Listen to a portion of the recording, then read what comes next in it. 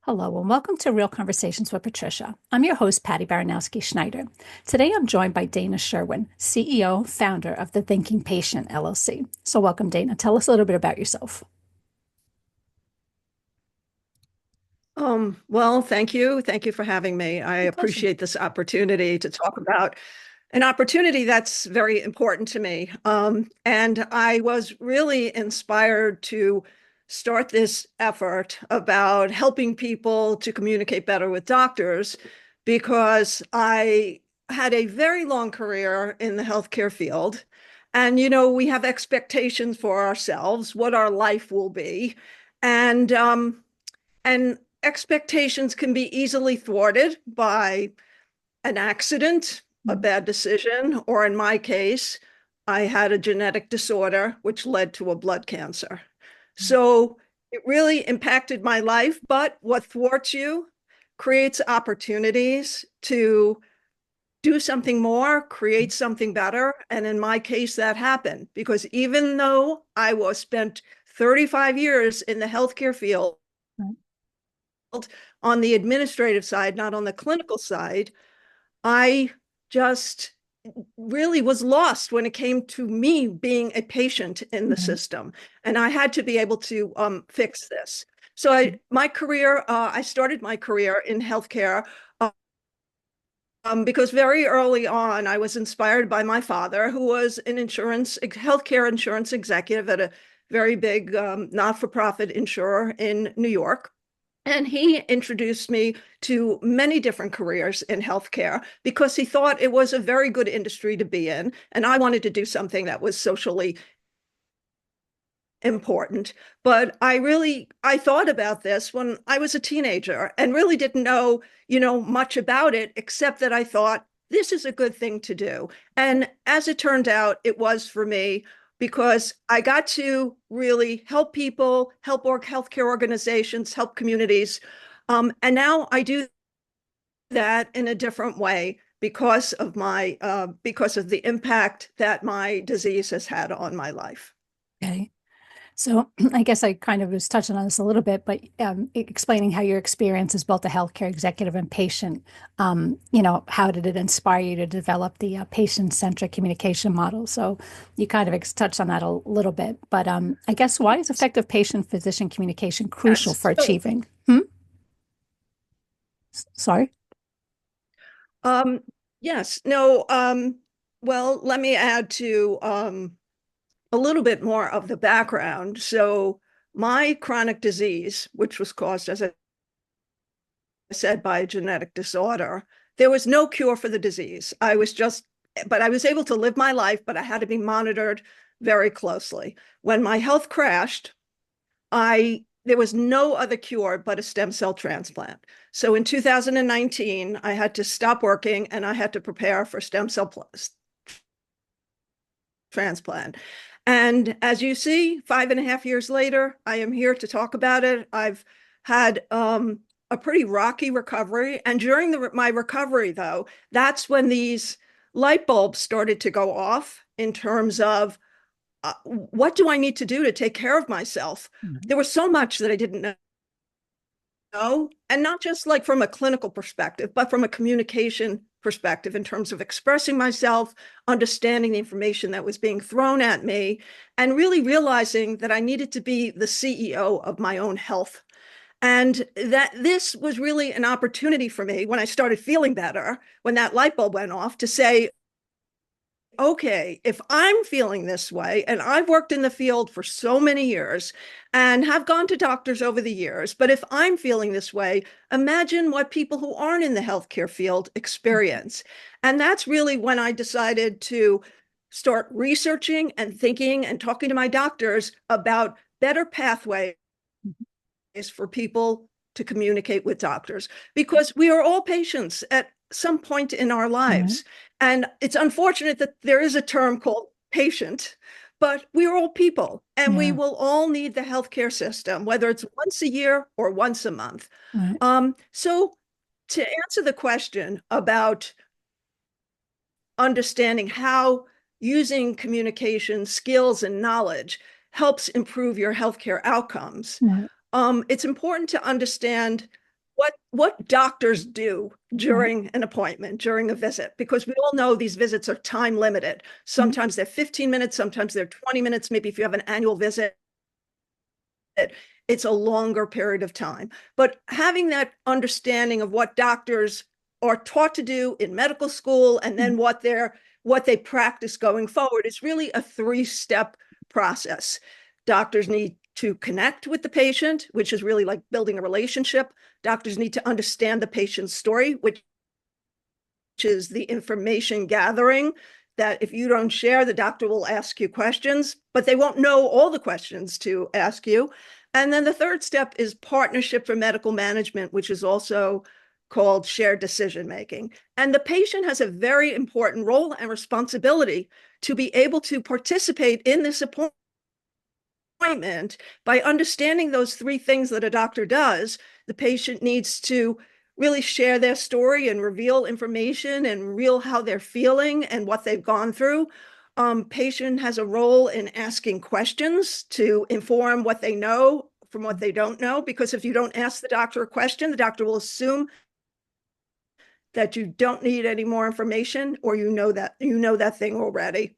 And then the other thing is that patients have a role in decision making and shared decision making because the doctor is going to want to know, how does this treatment align with your priorities, your values? How do you want to lead the quality of your life? I'm just going to take a sip of water.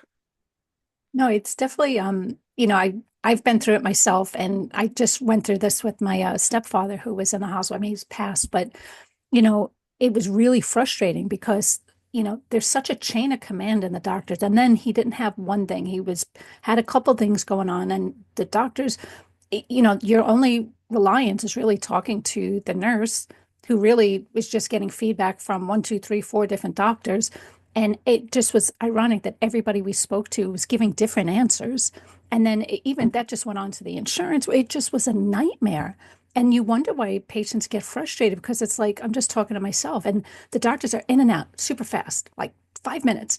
Meanwhile, they're charging a fortune, but it's like you didn't get any answers. And then it's like, oh, I have to talk to so and so.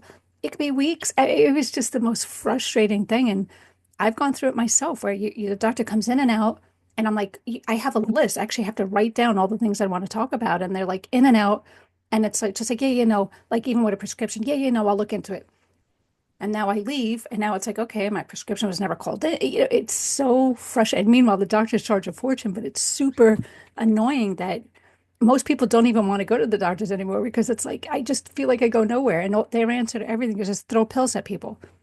Did you even ask me? Like, just to give an example, I was suffering migraines for decades.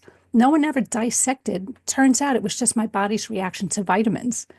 But meanwhile, for like 35 years, I was getting migraines, taking every medicine, getting shots from blah, blah.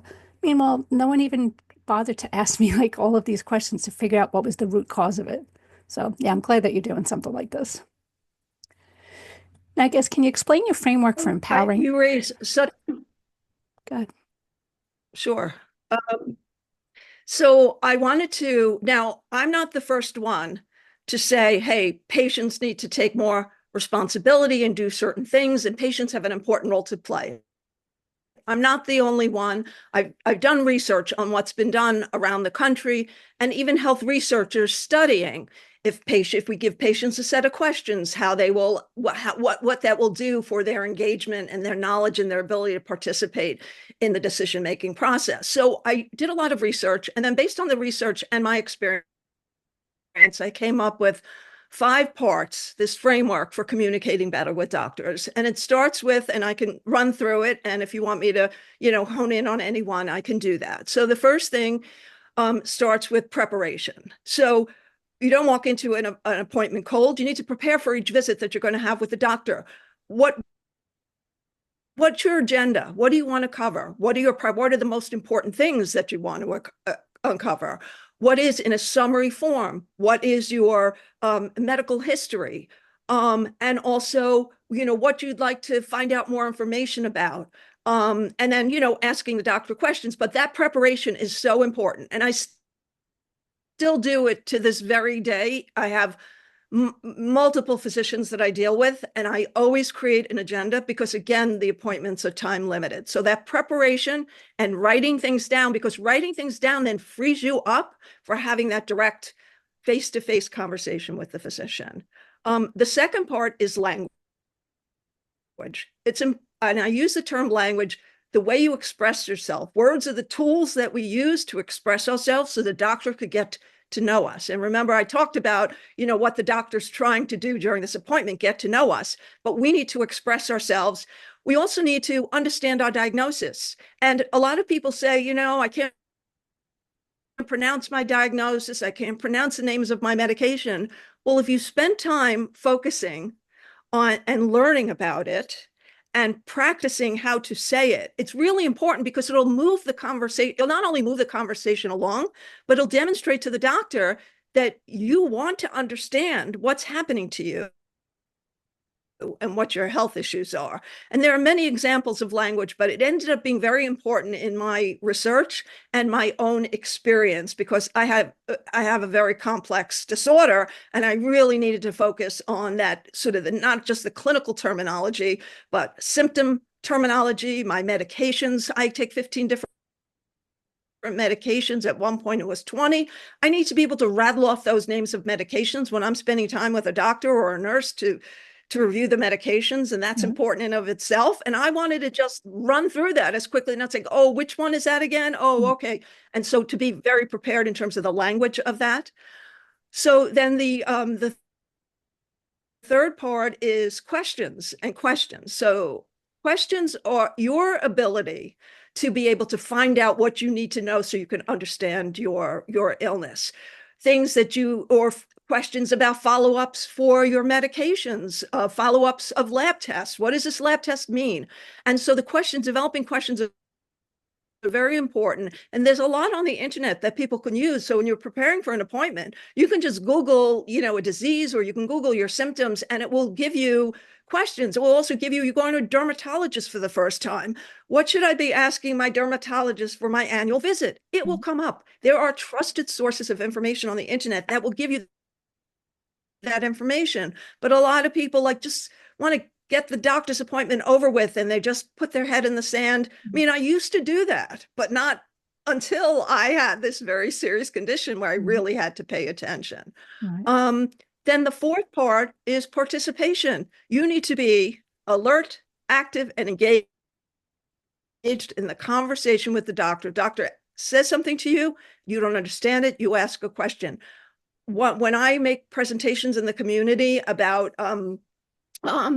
this topic and discussing the framework, people will say, well, you know what, I asked the doctor a question and the doctor sort of brushed me off, or,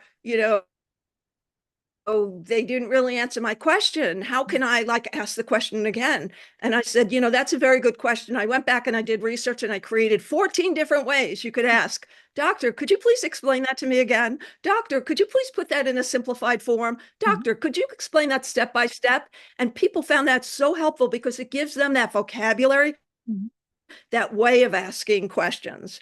Also, if you have a particular disease type, like you have diabetes or some cardiac issue, all of those disease-specific sites have a ton of resources, information on them, so that you can, as I said, prepare, and then you can use those to more fully participate in the conversation with the doctor. Oh, doctor, I read that, 90% of the patients experience this. I feel like I'm experiencing this too. What do you think? And the more a person is engaged with the doctor in this conversation during the course of this short 15, 20-minute appointment, the more the doctor will recognize, you know what, I have a partner here. I can work with this person because they really want to know, and they're showing respect for me, and they want to know what's going on with them so they can know how to fix it or how to best resolve what their issues are. And the doctors, my experience and experience of others, have found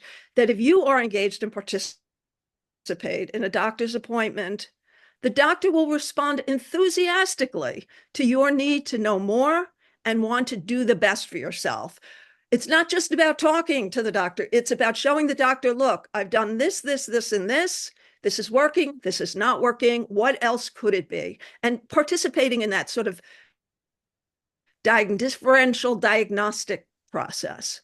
And then the fifth part of the framework is courage, because I needed to like wrap something all together, because it is very scary having something wrong with you. Or if you don't, something you feel symptoms, but you just want to slough it off, it's because you just don't want to know that anything's wrong with you. I mean, that's how I felt when I had certain symptoms and I put them off for a while. And because I didn't want to experience something that would be so detrimental to my life. It's like my back brain knew it. So it's about, digging deep, but the way you dig deep is really just one little step at a time. You do one action that makes that appointment better. The next appointment, you do another little action that makes it better. And you really build the courage one step at a time until you feel I have the confidence and the knowledge to be able to self-advocate and to do the best for my own healthcare, to take charge of my health, be engaged in my health, and show the doctors that that's how I want to work with the doctor Right. in doing that and being really engaged. So, like, explain to people why it's important to basically create this dialogue of anything before a crisis happens. Yes, it's a really good question. I think that look, most people do not see their primary care physicians on a regular basis. So it really starts with, you know, health prevention, and seeing a primary care doctor who you trust and have a relationship with, that you could go to more than just a once a year required annual physical evaluation, will help identify the things and the risk factors that you may want to look into. Decades ago, there wasn't the genetic testing available that would identify areas of risk. It was just, they would just say, anyone in your family had a kind of cancer and take a family history. But now there's genetic testing, and there's so much more information available online. So you want to do all that you can on a preventive basis, working with a primary care physician or working with whatever specialists are particular to your health issues. It turns out that like 50% of the working population, meaning under 65 years old, have one or more chronic diseases. Now it sounds worse than it is, because a lot of people have dermatology kinds of issues or orthopedic issues or asthma or hormonal issues or thyroid issues. People live very mainly healthy, productive lives with chronic diseases when they're being taken care of and being addressed. So you want to always have sort of the maintenance and the monitoring needed for chronic conditions. It's important, I think, to, aside from having the primary care physician, know where your emergency rooms are, know where your urgent centers are, so that you're prepared, so that things don't turn into a crisis. So there's a lot that an individual can do before a crisis happens, so you're taking better care of your health. I do like the genetic testing and all that, because it's ironic. My family has a history of heart condition. So I've been on cholesterol. I'm a vegetarian. I eat super healthy. I don't eat greasy fried foods, but I apparently have genetic cholesterol. So my cholesterol is super, super high. But they've had me on cholesterol pills since I'm like 20 years old. Don't want to tell you how old I am now, but it's been many decades. And, the ironic part, I remember when they first put me on it, they were like, we don't know the long-term effects of this, blah, blah, blah. But when I'm off it, my cholesterol's super high, because I tried doing the homeopathic methods. It just wasn't working. But the ironic part is, someone had said to me, but are your arteries like blocked? Because if not, then you probably don't need this. But if I don't take it, the doctor's like yelling at me like, oh, you have to take it. But it is good with the genetic test, because it'll say, am I even in line? Even though my family has a history of that, do I have that gene? It is because, you sound like you talk to really good doctors. I haven't had that luxury, unfortunately. Everybody's just blowing me out the door, and it's unfortunate because that's why a lot of people wind up going to urgent care because it's like quick in and out and you give me what I need. But trying to get 5 minutes, I spend more time talking to the admin who comes in and checks my vitals and does all that and puts everything in the computer. And the doctor walks in 2 seconds, breezes through. Yeah, okay, fine. What are we here for? Oh, checking, because it's like every 3 months you have to check the cholesterol, blood, and all that stuff. But other than that, have you really looked at my file? Have you looked and seen anything new with me? It's unfortunate, but I like the genetic thing because that gives you a lot more information than sometimes the doctor's office will. But I guess, what advice do you have for patients who feel intimidated or dismissed when discussing their healthcare concerns with doctors? Ah, yes. So I think coming in prepared gives both the patient and the doctor a pathway for the discussion. So if you come in with priorities, then and the doctor's not addressing it, you can suggest, doctor, we need to come back to this. So it's Right. again about sort of the strategy that you use. I'd like to come back to what my priority is. Okay. You can also say, you could also ask, I want to learn more about this. And I know we have a limited time in our appointment, but can you make a suggestion to a trusted website or foundation or source that I can do more information? Which websites or foundations do you feel like would provide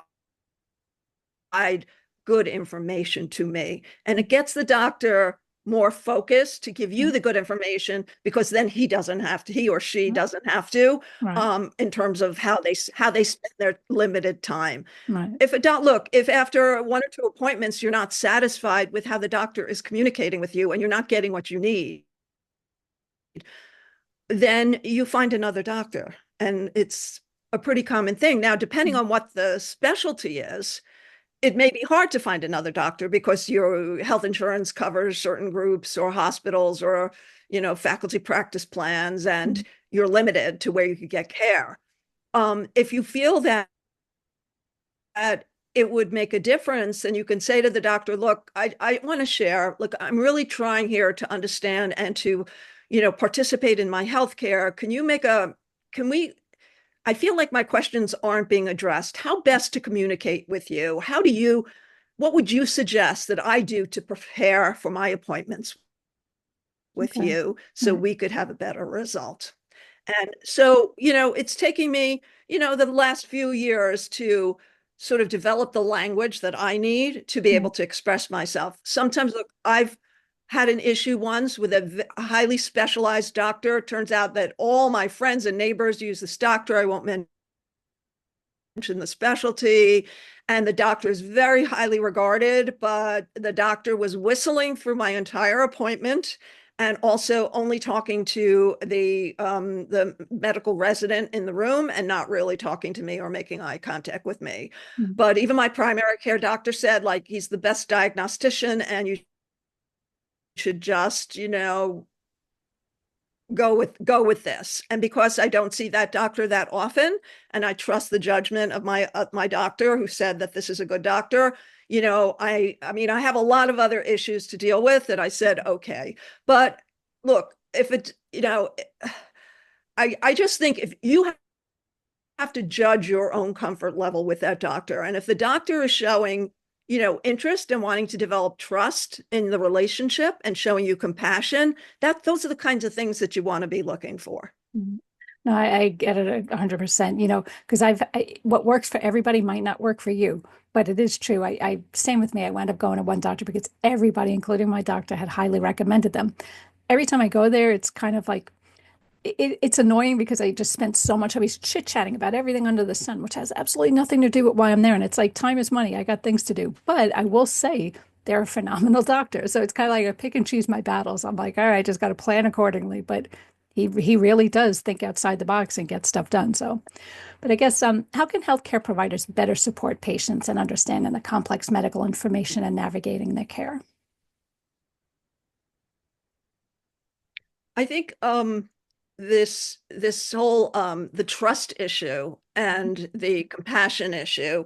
I've been doing reading how the medical community wants to be able to have the physician community figure out how to build more trusted relationships with patients and have more compassion and express that compassion. So not just like in my heart and mind, and the doctor then Mhm. is just, going about in a sort of set way and not like relating directly to the patient. So the medical community is aware that these are really important things to do, and obviously Right. something that patients need to look for in their doctors. But I think that I've always found that sometimes you have to say to a doctor,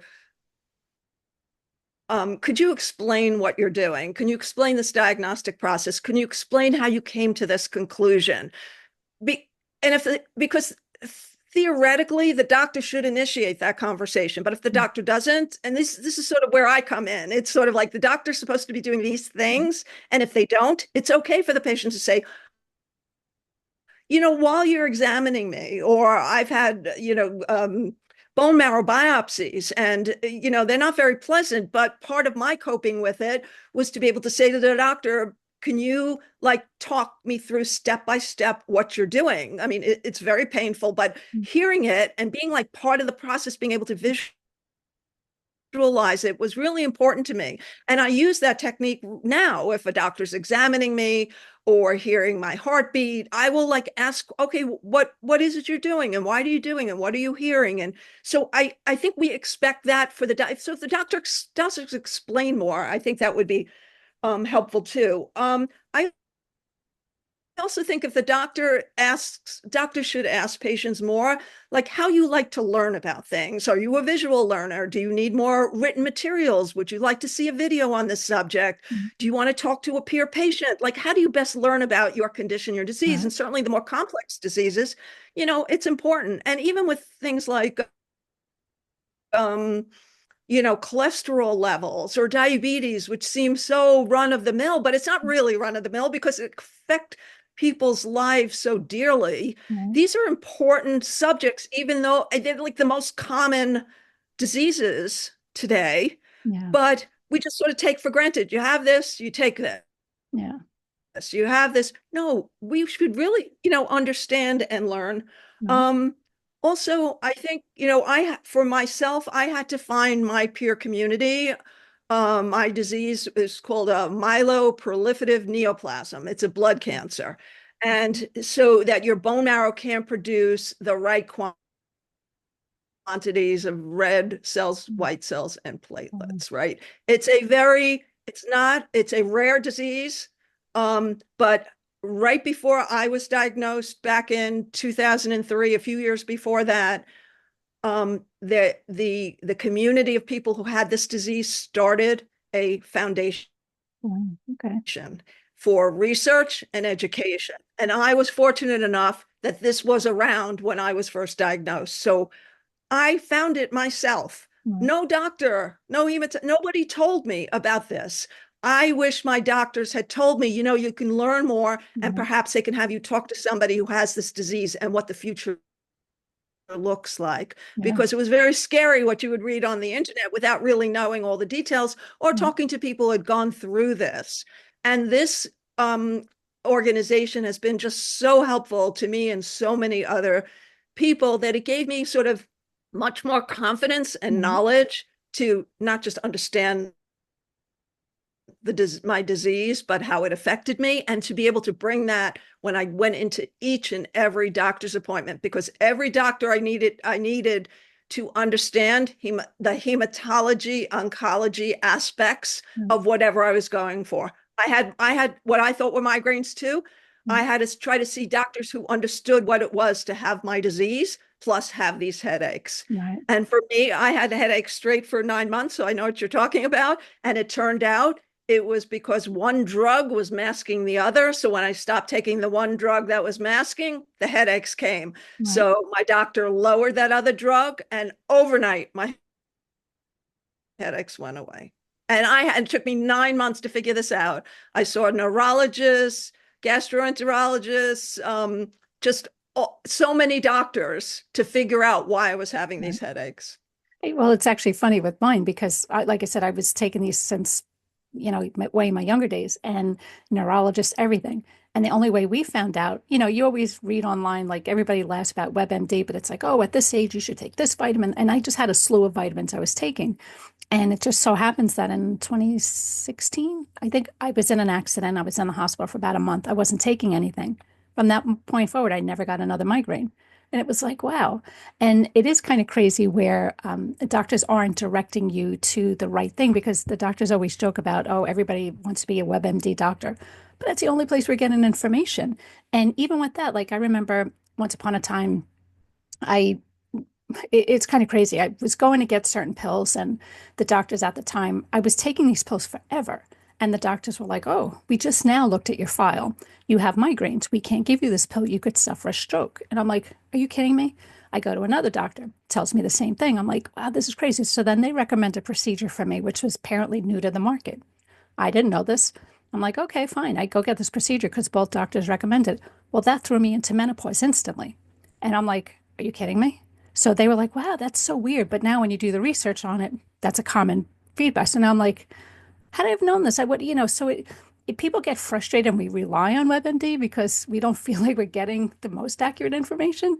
But, if there was an actual source that you could get valid information, if the doctors directed you to, like you say, if you don't want us to go to WebMD, then tell us where to go, because we're winging it at this point and we're not getting the most accurate information. And, I feel sometimes the doctors are, they're just like one doctor I know, they say the insurance isn't paying them that much. So they like double, triple book. So they're overwhelmed and you're getting like less time with them. And it's a really frustrating, but meanwhile, your life is on the line here because you're the ones who are going to tell me, am I going to live another year, another 100 years? Who knows? But, we got to work together. Yeah. So I guess tell us, based on your personal experience with a stem cell transplant, what unique communication strategies do you recommend for patients managing chronic conditions?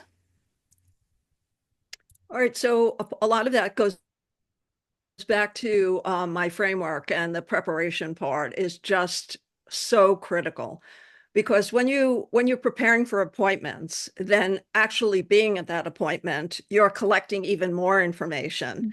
And then when you have everything in one place, then as you go from doctor to doctor, because most complex chronic conditions, you're seeing a slew of different doctors. Right. So then you have that information to relay from doctor to doctor. So when I say be the CEO of your own health, Right. it really means keeping your own documentation, keeping your own, in a way, it's like minutes of a meeting. Right. I guess that's where my background comes from, being a healthcare manager, Right. because you need to manage your own information, the input that you get from the doctors and what the follow-ups are. And I know you had previously mentioned, when you ask a question to one doctor, I usually, if I'm not really clear, I'll then, when next doctor, I'll ask the same Right. question to see, just to learn more and see if, the whole thing is on the right track. When you have a chronic disease, it's really important to do a lot of self-education. You just can't rely on the doctor's appointment to be Right. educated. You have to do a lot of self-education. And again, I do think there's just so much great information online. And I'm not talking about WebMD, although I'm sure it has its purpose in terms of defining certain terms. Right. But in terms of disease specific issues, you need to go to the disease specific websites, the Right. foundations and research organizations that this is their life's blood. They work on this day in, day out. They have the most prolific minds dealing with these diseases, trying to solve the issues. And before I had my transplant, I participated in a few clinical trials. So this may be something also people with chronic diseases may want to look into, the applicability of clinical trials, to see if it's work. Most clinical trials are built for safety reasons. People who think, oh, clinical trials only in a last case basis, will I Right. try a clinical trial? It's really about, not all clinical trials are, it's about improving quality of life as well, not just like saving a life, but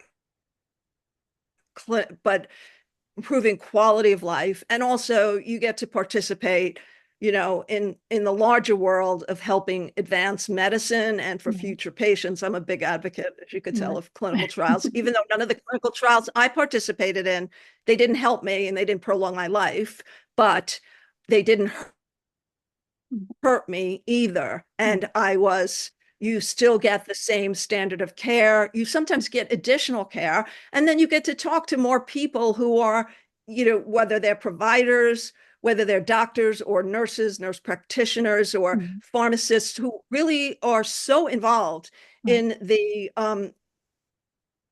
improvement of the disease and the caring for people. Like Right. you could ask, like I spent so many times in infusion rooms talking to nurses about what they've seen with other patients, what their Mhm. experience had been, what you should look out for, talk to them about nutrition. I talked to them about comfort and, all the things that can happen when you're a Right. patient recovering at home, but then you have this opportunity to go into a hospital for further treatment, and you just want to get as much information as possible. I always found them an incredible resource of quality of life kind of information, Right. but also of incredible like support and compassion as you're Right. going through, a chronic disease and the Right. process. And it's, I always think about this too. It's, I don't know. I don't think this should be an issue with like doctor-patient confidentiality because it's with doctors, but they should have like an online portal where all of the doctors, all of your information is available for all of the doctors. So say I'm seeing a neurologist for migraines, I'm seeing a cholesterol doctor, I'm seeing a dietitian, but now all of a sudden I'm seeing another doctor. Well, that might, if this was all out there, my primary might say, why are you seeing this other doctor? You didn't tell me you had this issue. That might explain, it should be all in one place because so I've had my pharmacists have to actually call the doctors because one doctor's given one medicine, the other's given another one, and there's a conflict there. But if there was a mutual communication, so maybe when the doctor goes to put in the computer my prescription, that would alert them I'm already taking this. There should be a neutral ground for all of the doctors. But as I always say, what do I know? But I think that would make a lot of, especially now with AI and everything, I'm sure there's some algorithms that can pinpoint she's seeing this doctor, this doctor, this doctor. Did anybody even talk to her about that? I mean, what do I know? But I think something like that could be something down the road that doctors should look into. I mean, because I know like, Well, if a doctor's affiliated with an academic medical center, or all the large ones do have electronic health record systems, right, but only the doctors in that system can see the information. And I live in a suburb outside of New York City, but I my specialty care is in Manhattan, and my all my other care is in the suburb, and both systems, each system uses a different electronic health record. So I have to be the one that, in a way, transports the information to the other party. And this is, again, what I mean about being the CEO of your own health. You have to make sure your doctors are alerted to or understand. right, It's easier when they're all using the same system. So I don't know if your doctors are affiliated with one or they're sort of spread out so they don't right, use it. But that's really the role. That's why I emphasize the role of the primary care doctor to make that note and that alert. The other thing is that when I turned 65, I started using a geriatric physician, and it made a lot of difference because there are a lot of diseases that show differently during an aging process than for a younger person. And doctors who are geriatricians, they're trained, they have extra training in the aging process and what's needed for an older population. right, And so that doctor, I'm fortunate that doctor works well with my hematologist oncologist to be able to really, coordinate care. right, But I do think about like when I walk into an appointment, and it's sort of on my list. I will review all the doctors that I've seen since my last appointment with that doctor to make right, sure, oh, did you see this or did you see that? And even within the big system that I use in Manhattan, I will have to say, I did this test and this test with the pulmonologist or the cardiologist and just take a look at their notes. Right. Because as a patient, I mean, this is one of my gripes, you don't really see all the doctor's notes in the Right. electronic medical Right. record. And that's why it's so important for a patient to take their own notes about what was. So it's not really all in there because you Right. can't expect a doctor to repeat an entire 20-minute conversation and put it in the Right. system Right. because there's no, theoretically in the future, maybe it'll be recorded and then transcribed and then put in the so that the patients have access to that information Mm. and other doctors have access to the information. It's a lot for them to go through Right. to find where else you've had care or what else needs to be done. And again, Yeah. that's why patients have certain responsibilities, but not all patients can handle it, whether it's because of aging, because of disease constraints, other constraints. That's why people say you should if you need to bring someone with you to an appointment with a doctor, because then they can be a second set of ears, eyes, and Yeah. scribe to write things down. Yeah. It's definitely confusing. It's like a tangled web sometimes trying to navigate that. But now, anything else you want to talk about that we didn't already cover? I think that I wanted to talk about one last thing, and that is having like the fear and anxiety, whether you have a disease or you don't want to get a disease, and just like sort of it's a natural thing for people to not want to get sick, but to have that coexist with sort of having the confidence and the skills to be able to take care of your health, Yeah. depending on your own, personal needs and what Right. it really takes to build all that together. And we spend so much time, like if we want to buy a new car, the research that we would do, maybe go to 5 different dealerships, thinking about it and researching it and negotiating. We spend so much time doing that, but we don't put the same effort into our own health Mhm. and being engaged in our own health. And so that was one of my more recent thoughts about, they don't teach this in school, they don't teach it in college. Even when you're employed and you have access to all health insurance and wellness programs and everything, they don't teach you really, nobody teaches you how to be engaged in your own care. It's Mhm. both a mental game and a physical game. And the more comfortable you are with having these skills, the Right. better you will be. And, you're taking care of your health for, potentially longer life. Yeah, no, I agree 100%. I mean, no one wants to get involved in all, but it is true. People will put all the time and energy into something that is important to them, but your health should be top of that list. So, how could people get a hold of you and learn more about you and your program and all that? All right. You can find me on LinkedIn under Dana E. Sherwin, and I post at least on a weekly basis on topics and strategies related to patient-physician communication. So I think you'll find a lot of resources there. And also for my speaking and consulting work, I have a website that is thethinkingpatient.com. Perfect. Well, thank you again for being on the show. Again, that was Dana Sherwin. So, thanks for listening to Real Conversations with Patricia. Never miss an episode by subscribing to the channel. So, thank you again.